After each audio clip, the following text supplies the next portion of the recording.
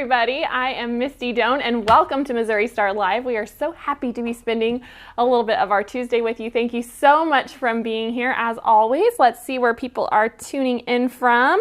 We have Mary from, what is WI?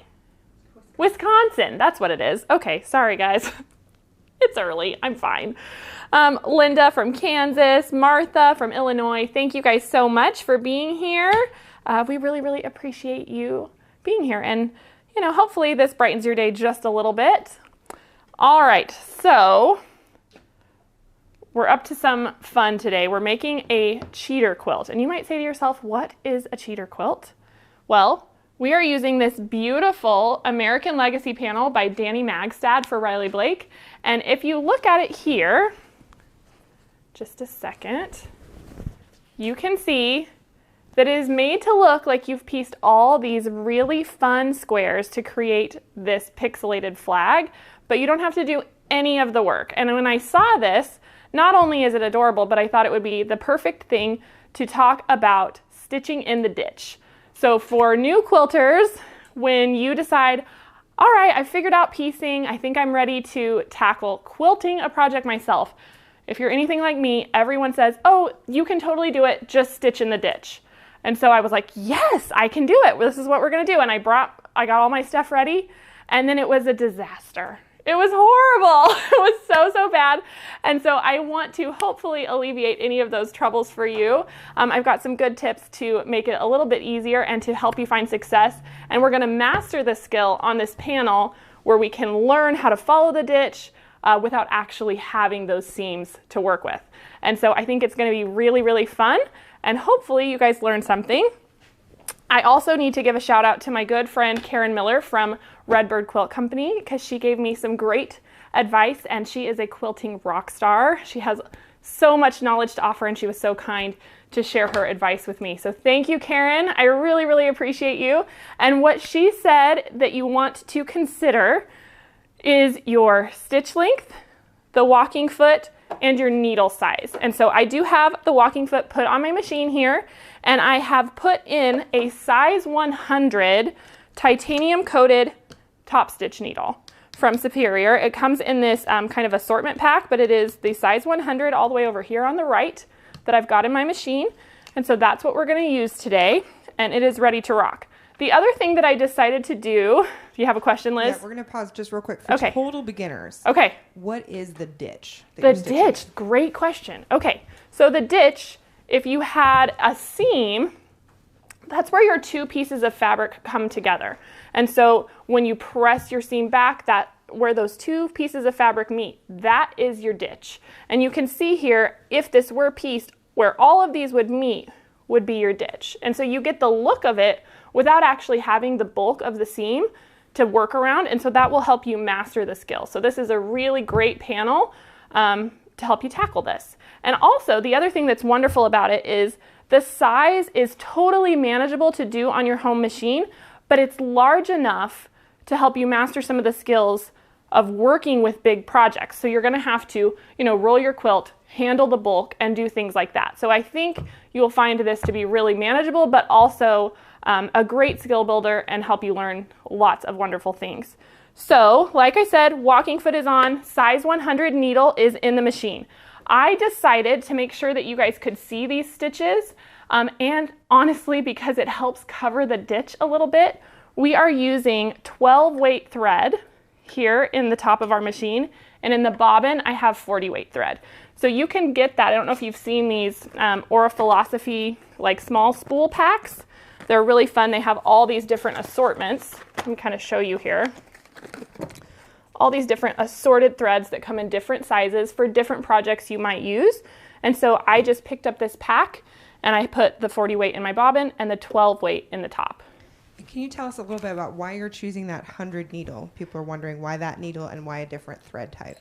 That's a great question. So I'm choosing that needle because Karen told me to. That is why.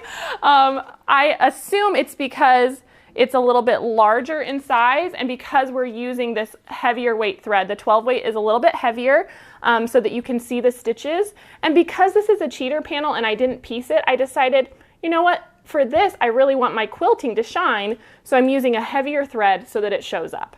And so that's why I chose the 12 weight thread and the size 100 needle. And so it just works. That way we don't have any fraying in the eye of the needle with the heavier thread, and it just glides right through it beautifully. So hopefully that worked. Any other questions before we dive in? Just a lot of shout outs. Thank Awesome. you guys for joining us, from Debbie from Knoxville, Shannon from Arkansas, Angela from Cambridge.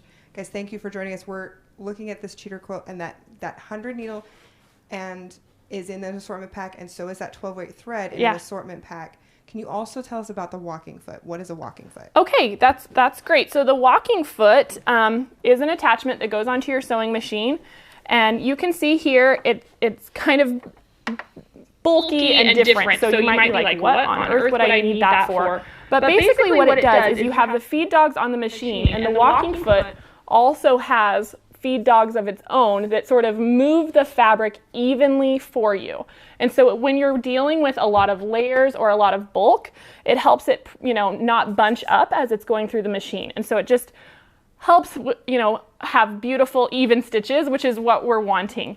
So I have that ready to go. The other thing that you do want to do is I dropped my tension just a smidge, just like a tiny turn on the top, and I did increase my stitch length. I usually sew right at like 2.5, and this is probably at, 3.2. On the Accomplish and the Jane I have at home, it just has a dial, and so it's not a digital readout, but I just did turn it up a little bit to increase my stitch length. And so I think it's beautiful, and I had no problem stitching it. Now let's talk just a little bit about basting. You can pin baste this if you like. I spray basted because for me, I tend to have better success that way. I think it's okay to try different things and see what works best for you. I know a lot of people don't like the spray baste because it has a really strong odor. So if you use it, make sure you spray it outside. Do it in a really well ventilated area with the windows open, because it definitely has some fumes. So you want to make sure that you're being safe when you use it. And the way that I like to do that is I press my backing nice and flat, lay it out, and then I just give a light spray on that, and then I put my batting down.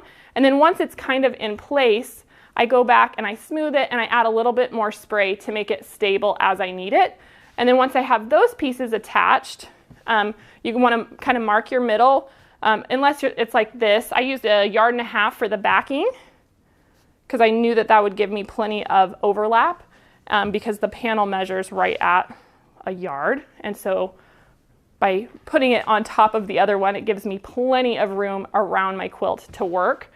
And then with the top, like I said, I find that middle, line it up, and then fold back 1/2. And I just baste 1/2 at a time, and then just smooth it out. And once I have 1/2 completely ready to go, then I move to the other side.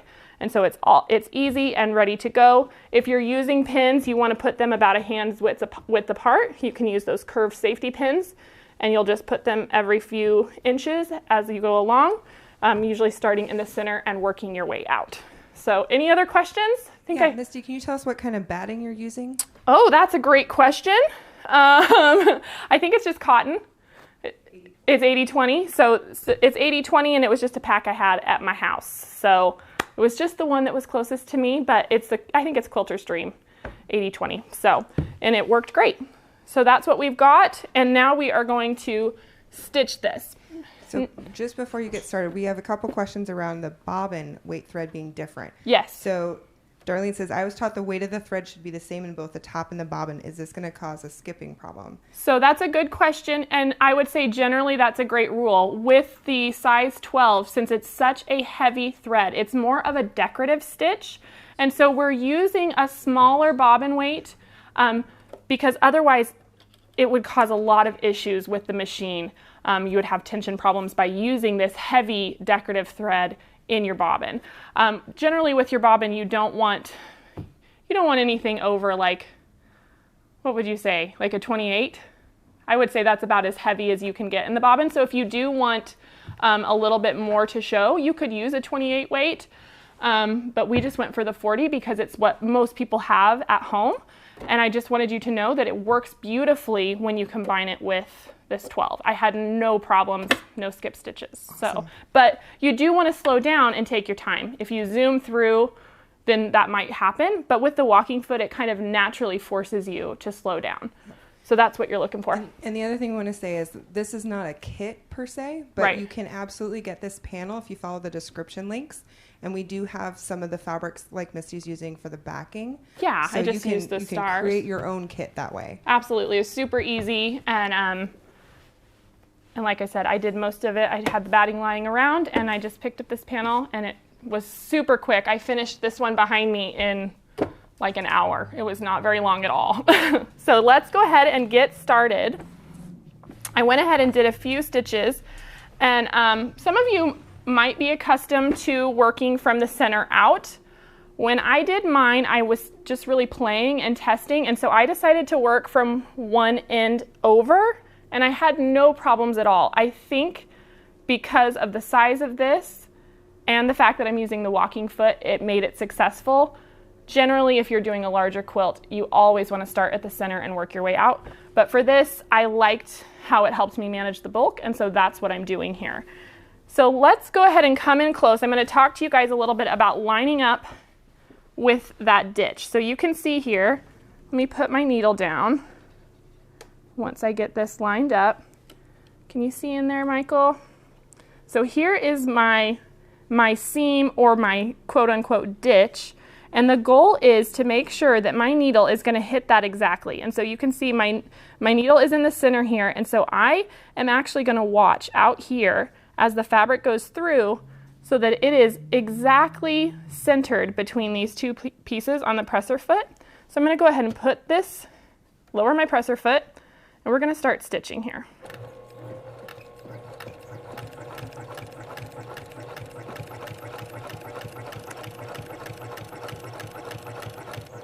And now another tip that I learned as I was working through this is you really don't want to focus your eye on the needle.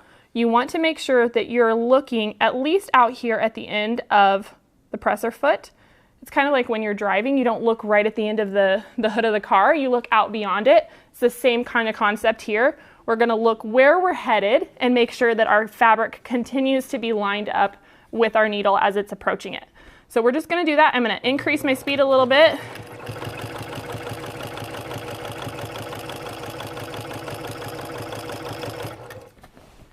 You might have to stop every once in a while and just adjust the bulk of your fabric, because what you don't want is that to be pulling against the needle.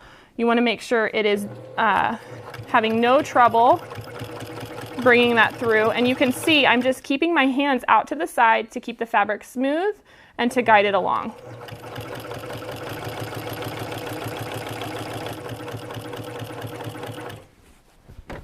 All right.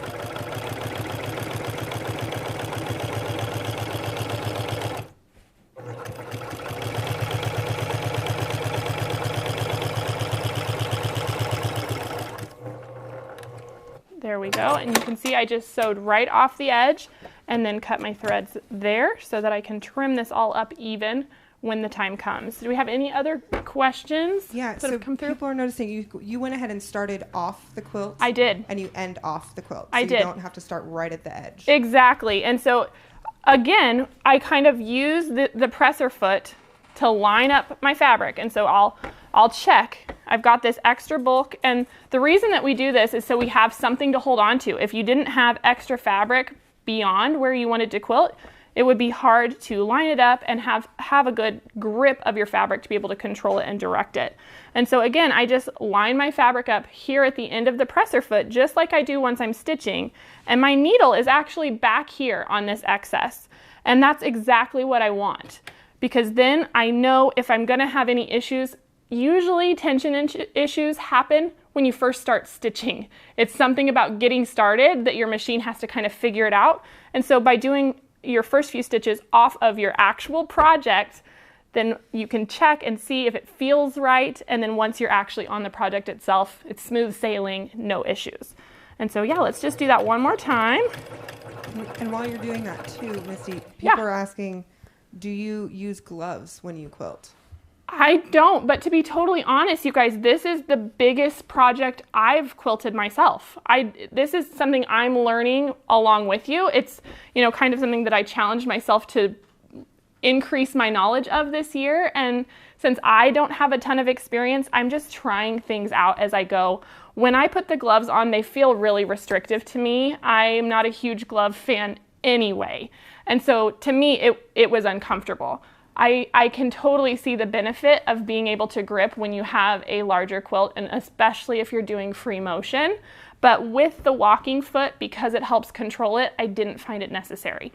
And so I don't think you would either. But again, if you like the gloves and it feels more secure to you, by all means, go ahead and do it. Anything else? Yeah, the other question is, how much backing are you using on this panel? Okay, so I used 1.5 yards of backing, and that gave me plenty of overhang, probably more than enough overhang, but like I said, I want to have plenty to hold on to and plenty of room to maneuver and get started off of the panel itself. And so by having that extra fabric, it gave me plenty of room and just made this smooth sailing. So it's great. And then just one more, do you backstitch when you're doing this, or you just go for it? I just go for it. I do not backstitch, especially since I'm starting off of the panel. You know, if you have problems where for some reason, especially if your machine is prone to your stitches coming out when you trim it, you might want to backstitch. I just didn't have any trouble at all. You're just going to trim it and quilt it just like normal. And you know, if you were to have this quilted, they're not going to backstitch when they're doing the quilting. And so I just went with that mindset, and as soon as I trimmed it, I immediately attached my binding so I didn't have to worry about any of the threads on the edge coming out. And so that's a good tip. I think if it sits there unbound for a long time, then those threads have a higher tendency of coming undone. But we didn't have any trouble. And like I said, I finished the whole thing in just like an hour, hour and a half, including, you know, getting that binding sewn on. And so it was really quick. So I'm just going to zoom down a little bit more so you can kind of just see how this comes together. And then we'll turn it and we'll do some stitches the other way.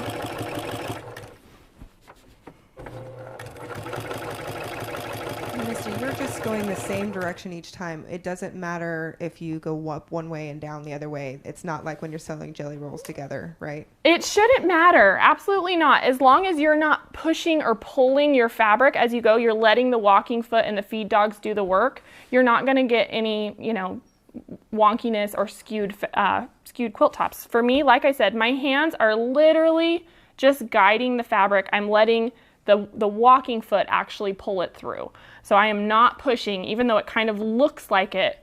That's not what's happening, and you want to avoid that, because that's when you can get kind of that wonkiness that we are not a fan of. So let me just finish this one, and then we'll turn and talk about going the other way.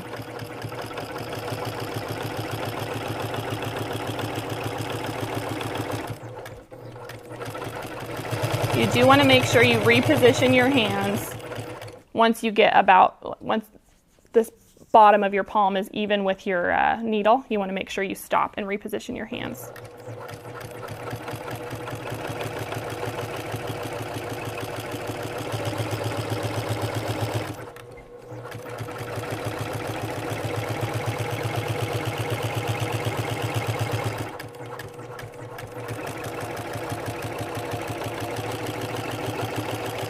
Ta-da! So quick and easy. All right, anything else come through, Liz? So people are excited to see how you do the other direction. All right. And we also have people just joining us. This is a cheater quilt. It is. And so we talked about a cheater quilt is? A cheater quilt is a panel that is made to look like you've done some piecing. And so this one in particular is to look like a pixelated flag, like you've sewn all these cute squares together, but you don't have to because it's just printed on there for you. There are also lots of other styles of cheater quilt panels, and so you can get some that look like more intricately pieced blocks. There's quite a few options out there.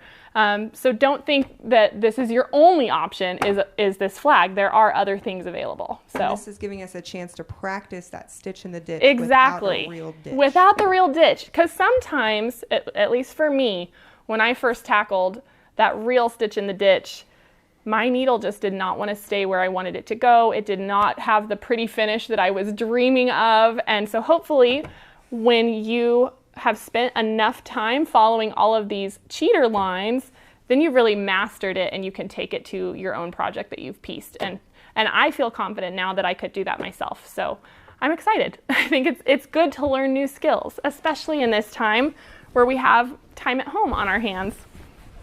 Okay. So now to go the other direction, I'm actually going to roll up some of this bulk and I'm going to sit this in my lap just so I can kind of manage it to get started. And I am just going to start stitching it down. And so we will just take this over to the machine, and by rolling it up, I can keep some of it, it forces it to stay on the table. Hopefully that makes sense. It just adds a little weight to this end, and then I don't have to fight with it quite so much. And I am just doing the exact same thing. You can see on this side, I actually even left the selvage on because I'm going to trim all this up anyway, so I was just not worried about it.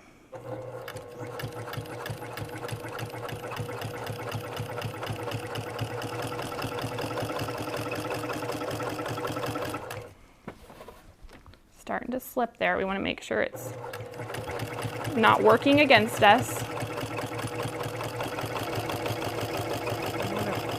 How you've got that, you're holding that in your lap, you've got some of that up to the side. Yeah. Having extra table space to hold that up for you is helps you battle so gravity. Helpful. Yes, exactly. If you have a little bit more room to put some of the weight of the project up here so it's not all hanging off, because if it's all hanging off on the floor, then it's pulling against the needle and against the walking foot and making it harder for it to do its job.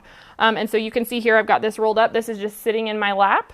And then the majority of the bulk, though, is flipped up here onto the table. And as you go, the walking foot, it means you leave the feed dogs up. Exactly. The whole point is that the walking foot also has feed dogs. Yep. So with both of those up, you are actually feeding it from both directions. Right, and so it feeds it nice and evenly and smooth and keeps everything lined up where you basted it in place. So that's why we're opting for this for our straight line quilting. And the thing that's really fun about this is once you've sort of mastered it, you don't have to just do a grid pattern. You can do beautiful straight line quilting where you just measure out, an inch apart, a half inch apart, and can create beautiful projects, but you're comfortable now using the walking foot and with that method. So I think this is just such a great skill builder.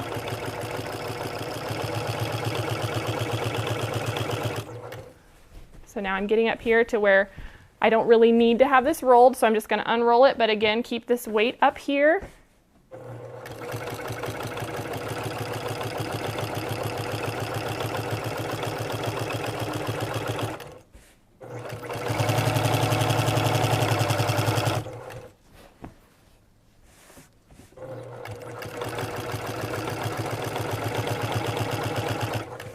Missy, while you finish that off, I'm going to recap. So we have in this project, we're using a cheater quilt panel.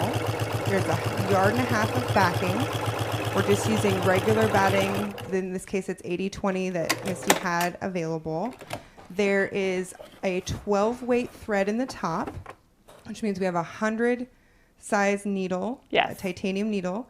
Both the thread and the needle come in these assortment packs. So you can use that assortment pack. There's a 40 weight thread in the bobbin, and everything is to practice stitch in the ditch without the ditch. So you get good practice, get confidence, and then you can actually tackle all kinds of straight line stitching with your feed dogs up and your walking foot. Exactly.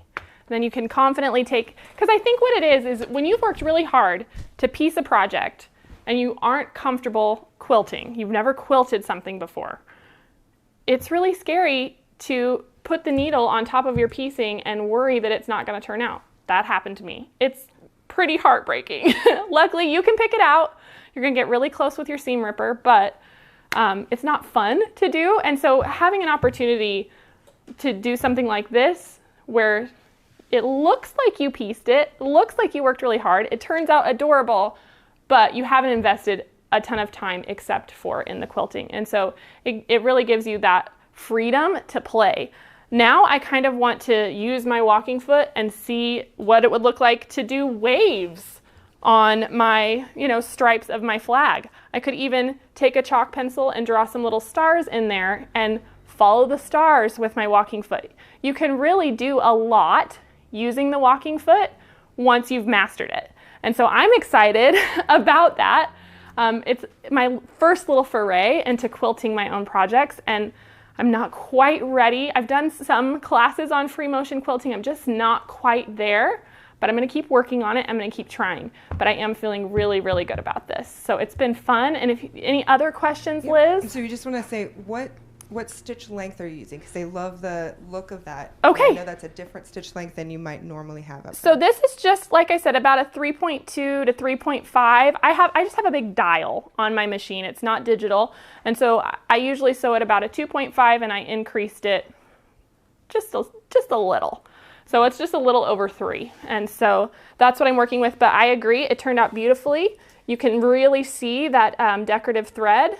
It makes it, show off the quilting that you're doing. And then it looks beautiful on the back as well, even with that finer thread. And this is a quick project. Michael asks, I teach quilting. Can I teach this project in 4 hours? I feel like this is a great Absolutely. It would be perfect for a 4-hour class. It'd be wonderful. That's a great question. Okay. And then just one more time, why did we use 2 different weights of thread? One in the bobbin is different than the one in the top. Yes, the reason that we used 2 different weights of thread is because this 28 weight that we used in the top is considered a decorative thread. And so it's actually a little too heavy to use in the bobbin without causing tension issues and, getting all knotted up like we hate. You know exactly what I'm talking about. And so we use a finer weight in the bobbin, but it still works beautifully. Obviously, do some test stitches before you get to the project, just to make sure it's working for your machine. But I did this one on my machine at home, and as you can see, this one here at the studio is stitching beautifully as well, and we did the same both places. Oh, I said 28. This is 12. I'm sorry. I don't know why I said the wrong size. 12 weight is what you have here in the top, and 40 weight in your bobbin. But what I meant to say is if you want a heavier thread on the back closer to this, you can use the 28 in your bobbin. That's the highest you can use. That's why I had 28 on the brain. But sorry if I was confusing. But I didn't have any trouble with the different weights. So folks, grab that panel. Yes. There are other panels available, like Misty said, and we have some links there. And guys, get that assortment. Yes, this is so great. Assortment of thread. Yeah, let's talk about this one more time. So this is the Aura Philosophy pack of 7 small spools. You can see it's got a 12 weight, a 50 weight, a 48 weight, a 28 weight, a floss, a 12 weight wool, and an 80 weight thread. And so that's all included in here. And then this titanium coated superior needle, this is the top stitch assortment pack. And the size that we're using today is the 100. But it has some other great needles in there for your regular piecing projects. And I hope you guys enjoyed this. I sure did. It's so fun. And with Memorial Day just around the corner and 4th of July creeping up on us, it's a really fun project. And if you have any other questions, just let us know and we would be happy to answer them for you. And have a fabulous week. We will see you next time. Bye.